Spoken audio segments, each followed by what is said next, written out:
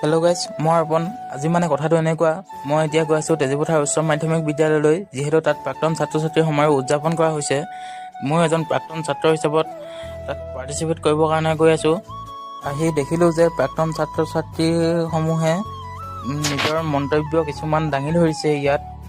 এতিয়া আহি ঘৰ পাই গ'লোহি। ঘৰত মায়ে ধুনীয়াকৈ ভৰি মোজাযোৰ পিন্ধাই দিছে, যিহেতু মা হয়, বহুত মৰমৰ। ঘৰৰ পৰা আহি এতিয়া আকৌ তেজীপথাৰ উচ্চ মাধ্যমিক বিদ্যালয় পাই গ'লোহি, যিহেতু ইয়াত সাংস্কৃতিক সন্ধিয়া উদযাপন কৰা হৈছে। সাংস্কৃতিক সন্ধিয়াত মুখ্য আকৰ্ষণীয় আমাৰ জনপ্ৰিয় কণ্ঠশিল্পী নীলাক্ষী নেওগ-বাই গীত পৰিৱেশন কৰি আছে।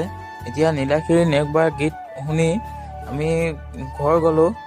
ঘৰ গৈ ৰাতিপুৱা গাহৰি মাংস আনিব গ'লোঁ, যিহেতু মাঘ বিহু বুলি গাহৰি কাটিছে।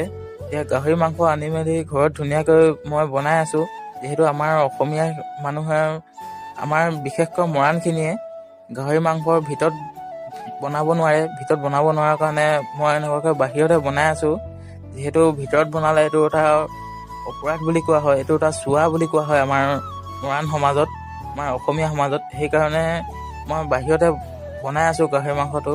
আৰু এতিয়া মাংসটো বনাই হৈ গ'ল। মাংস বনাই মেলি এতিয়া খাব ল'লোঁ। আজিলৈ ভিডিঅ'টো ইমানেই। যদি ভিডিঅ'টো চাই ভাল লাগিলে লাইক কৰিব, কমেণ্ট কৰিব, শ্বেয়াৰ কৰিব, আৰু যদি কোনোবা নতুনকৈ আহিছে চেনেলটো ছাবস্ক্ৰাইব কৰি দিব।